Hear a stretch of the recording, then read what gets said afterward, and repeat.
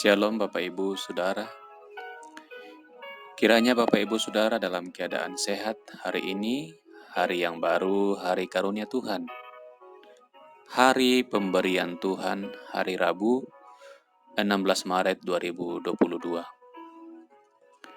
Seperti biasa dari Bukit Sion Makale, kami akan menyampaikan firman Tuhan mengacu pada bacaan hari ini di Gereja Toraja dari Perjanjian Lama dari 2 Tawarik pasal 20. 2 Tawarik pasal 20. Dan sebelum kita membaca firman Tuhan, saya mengajak kita berdoa.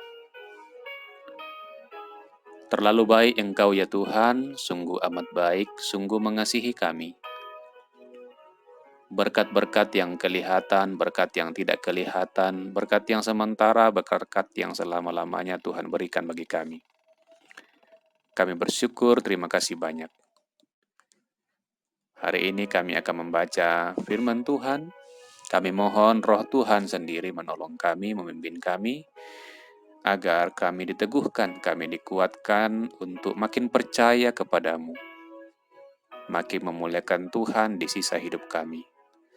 Terpuji Engkau Tuhan Allah kami, ampuni salah dosa kami, sebab kami berseru, kami percaya di dalam nama Tuhan Yesus Kristus. Amin. 2 Tawarik pasal 20 ayat 1-23. Kalau Lembaga Alkitab Indonesia memberi judul Kemenangan atas Moab dan Amon, akhir pemerintahan Yehosafat. Setelah itu Bani Moab dan Bani Amon datang berperang melawan Yehosafat bersama-sama sepasukan orang Meunim. Datanglah orang memberitahukan Yehosafat, suatu laskar yang besar datang dari seberang laut Asin, dari Edom, menyerang tuanku. Sekarang mereka di Haseson Tamar, yakni En-Gedi. Yehosafat menjadi takut, lalu mengambil keputusan untuk mencari Tuhan. Ia menyerukan kepada seluruh Yehuda supaya berpuasa. Dan Yehuda berkumpul untuk meminta pertolongan daripada Tuhan. Mereka datang dari semua kota di Yehuda untuk mencari Tuhan. Lalu Yehosafat berdiri di tengah-tengah jemaah Yehuda dan Yerusalem di rumah Tuhan di muka pelataran yang baru. Dan berkata, "Ya Tuhan, Allah nenek moyang kami, bukankah Engkau Allah di dalam sorga? Bukankah Engkau memerintah atas segenap kerajaan bangsa? Kuasa dan keperkasaan ada di dalam tangan-Mu, sehingga tidak ada orang yang dapat bertahan melawan Engkau. Bukankah Engkau Allah kami yang menghalau penduduk tanah ini dari depan umat-Mu Israel, dan memberikannya kepada keturunan Abraham, sahabat-Mu itu, untuk selama-lamanya? Lalu mereka mendiami tanah itu dan mendirikan bagi-Mu tempat kudus untuk nama-Mu. Kata mereka, bila suatu malapetaka menimpa kami, yakni pedang, penghukuman, penyakit sampar, atau kelaparan, kami akan berdiri di muka rumah ini di hadapan-Mu karena nama-Mu tinggal di dalam rumah ini. Dan kami akan berseru kepadamu di dalam kesesakan kami, sampai Engkau mendengar dan menyelamatkan kami. Sekarang lihatlah Bani Amon dan Moab dan orang-orang dari pegunungan Seir ini. Ketika orang Israel datang dari tanah Mesir, Engkau melarang mereka memasuki negerinya. Oleh sebab itu mereka menjauhinya dan tidak memusnahkannya. Lihatlah, sebagai pembalasan mereka datang mengusir kami dari tanah milik yang telah Engkau wariskan kepada kami. Ya Allah kami, tidakkah Engkau akan menghukum mereka? Karena kami tidak mempunyai kekuatan untuk menghadapi laskar yang besar ini yang datang menyerang kami. Kami tidak tahu apa yang harus kami lakukan, tetapi mata kami tertuju kepadamu. Sementara itu seluruh Yehuda berdiri di hadapan Tuhan, juga segenap keluarga mereka dengan istri dan anak-anak mereka.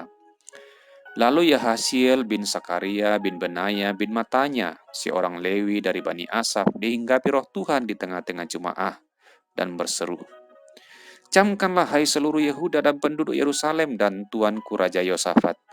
Beginilah firman Tuhan kepadamu, janganlah kamu takut dan terkejut karena laskar yang besar ini, sebab bukan kamu yang akan berperang melainkan Allah. Besok haruslah kamu turun menyerang mereka. Mereka akan mendaki pendakian Sis dan kamu akan mendapati mereka di ujung lembah di muka padang gurun Yeruel. Dalam peperangan ini tidak usah kamu bertempur, hai Yehuda dan Yerusalem. Tinggallah berdiri di tempatmu dan lihatlah bagaimana Tuhan memberikan kemenangan kepadamu. Janganlah kamu takut dan terkejut. Majulah besok menghadapi mereka, Tuhan akan menyertai kamu. Lalu berlututlah Yosafat dengan mukanya ke tanah. Seluruh Yehuda dan penduduk Yerusalem pun sujud di hadapan Tuhan dan menyembah kepadanya. Kemudian orang Lewi dari Bani Kehat dan Bani Korah bangkit berdiri untuk menyanyikan puji-pujian bagi Tuhan Allah Israel dengan suara yang sangat nyaring. Keesokan harinya pagi-pagi mereka maju menuju padang gurun Tekoa. Ketika mereka hendak berangkat, berdirilah Yosafat dan berkata, "Dengarlah hai Yehuda dan penduduk Yerusalem, percayalah kepada Tuhan Allahmu dan kamu akan tetap teguh. Percayalah kepada nabi-nabinya dan kamu akan berhasil." Setelah ia berunding dengan rakyat, ia mengangkat orang-orang yang akan menyanyi nyanyian untuk Tuhan dan memuji Tuhan dalam pakaian kudus yang semarak pada waktu mereka keluar di muka orang-orang bersenjata sambil berkata, "Nyanyikanlah nyanyian syukur bagi Tuhan bahwasanya untuk selama-lamanya kasih setianya." Ketika mereka mulai bersorak-sorai dan menyanyikan nyanyian pujian, dibuat Tuhanlah penghadangan terhadap Bani Amun dan Moab, dan orang-orang dari pegunungan Seir yang hendak menyerang Yehuda sehingga mereka terpukul kalah. Lalu Bani Amun dan Moab berdiri menentang penduduk pegunungan Seir, hendak menumpas dan memusnahkan mereka. Segera sesudah mereka membinasakan penduduk Seir, mereka saling bunuh-membunuh. Amin, firman Tuhan. Bapak Ibu Saudara, renungan ini saya beri judul Urutan Pertolongan Tuhan. Urutan Pertolongan Tuhan. Ini peperangan dari Raja Yosafat di Yerusalem, di Yehuda, melawan dua bani, yaitu Bani Moab dan Bani Amon, juga penduduk pegunungan Seir. Apa yang dihadapi oleh Yosafat dan orang Yehuda, mereka terancam tentara musuh yang besar. Kekuatan yang besar sekali.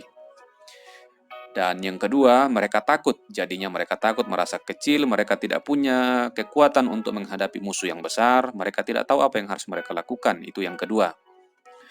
Yang ketiga, bukan berhenti di ketakutan. Mereka mencari Tuhan. Mereka tertuju kepada Tuhan. Yosafat menyerukan agar seluruh rakyat beserta istri dan anak-anak mereka berpuasa dan berseru kepada Tuhan memohon pertolongan dari Tuhan. Karena Tuhan yang mereka sembah sudah berkarya di masa lalu, di masa nenek moyang mereka sampai mereka kini. Itu yang ketiga. Yang keempat, ada seorang Lewi yang dipimpin oleh Roh Tuhan datang menyampaikan apa yang akan Tuhan lakukan. Kemudian yang kelima, Yosafat dan orang-orang Yahudi percaya pada seruan orang Lewi ini. Mereka percaya, mereka memuji Tuhan, mereka menyanyi memuliakan Tuhan, dan terakhir adalah Tuhan yang berperang. Laskar itu pada akhirnya dikalahkan, mereka malah saling bunuh-membunuh. Ini 6 urutan pertolongan Tuhan di dalam bacaan kita. Saya ulangi secara ringkas. Pertama, ada tentara musuh yang besar yang ditakuti. Yang kedua, lalu yang ketiga, mereka mencari Tuhan. Dan yang keempat, ada seorang Lewi yang diutus oleh Tuhan, dipimpin oleh Roh Tuhan menyampaikan kehendak Tuhan. Kemudian orang-orang Yehuda, Yosafat, dan orang-orang di Yerusalem memuji karena mereka percaya pada perkataan Nabi Tuhan, utusan Tuhan. Mereka memuji Tuhan. Dan yang keenam, Tuhan yang bertindak, Tuhan yang berperang. Itu urutan pertolongan Tuhan dalam bacaan kita. Nah, untuk kita sekarang ini apa maknanya? Maknanya kita juga sebenarnya sesungguhnya menghadapi musuh yang besar, kekuatan yang besar, ketakutan yang besar. Kita takut dengan kebinasaan kekal selama-lamanya di lautan api. Penderitaan di dunia ini sesaat saja, tetapi penderitaan selama-lamanya tentu itu yang paling kita takuti. Jadi yang kedua pun kita takut. Lalu apakah kita akan berhenti pada ketakutan? Tentu saja tidak. Sebagai orang percaya kita akan mencari Tuhan. Mencari Tuhan yang sudah mencari kita, sudah datang ke dunia jauh-jauh agar menggantikan kita di atas kayu salib, maka kita wajib percaya dan memuliakan Dia. Kalau kita sudah percaya dan memuliakan Dia, yang keempat, maka tentu yang kelima, Tuhan pasti menyelamatkan kita. Itu janjinya, dan untuk itulah Yesus datang ke dunia, agar kita tidak binasa, melainkan beroleh hidup yang kekal. Kalau seluruh dunia, seluruh manusia binasa oleh karena satu orang, yaitu Adam, maka Tuhan begitu adil oleh karena satu orang, yaitu Yesus, firman Allah yang menjadi manusia, maka kita juga akan diselamatkan. Karena itu Bapak Ibu Saudara, Takutlah akan hukuman kekal selama-lamanya di lautan api? Takutlah akan hal itu, dan jangan berhenti di ketakutan, tapi datanglah kepada Tuhan yang sudah menyelamatkan dalam Kristus. Percayalah dan muliakanlah Dia dalam hidup kita di dunia ini, dan pasti Dia akan bertindak menyelamatkan kita, seperti Ia telah bertindak menyelamatkan Yosafat dan Yehuda dan Yerusalem. Kiranya firman Tuhan ini menjadi kekuatan bagi kita, menjadi sukacita bagi kita, menjadi motivasi bagi kita, tekad bagi kita, untuk semakin mencari Tuhan, semakin percaya kepada Tuhan yang telah datang kepada kita di dalam Yesus Kristus. Kiranya Tuhan dimuliakan, Tuhan ditinggikan di seluruh hidup kita. Amin. Kita berdoa. Terima kasih firman Tuhan pagi ini, kiranya oleh roh Tuhan sendiri boleh bekerja di hati kami, pikiran kami masing-masing, sebanyak mungkin orang, agar kami dan sesama kami tidak binasa, melainkan beroleh hidup yang kekal. Kami tidak disiksa di lautan api, melainkan beroleh hidup yang kekal, karena Kristus telah datang mencari kami. Terpujilah Tuhan, berkati gereja Tuhan di muka bumi, agar menjadi berkat bagi dunia ini, menjadi saksi Kristus bagi dunia ini. Berkati negara kami bersama negara-negara lain berperang melawan COVID, kiranya makin banyak orang yang divaksin, makin banyak orang yang sembuh. Berkati orang-orang di Ukraina, cukupkan kebutuhan mereka korban perang, Tuhan kasihani, kiranya ada perdamaian di sana. Juga sesama kami yang miskin, yang menderita, Tuhan kasihani, pulihkan mereka yang sakit, hiburkanlah mereka yang berduka cita, kuatkanlah mereka yang bergumul. Dan kiranya kami selalu tergerak untuk saling mengasihi satu dengan yang lain, karena Tuhan sudah mengasihi kami.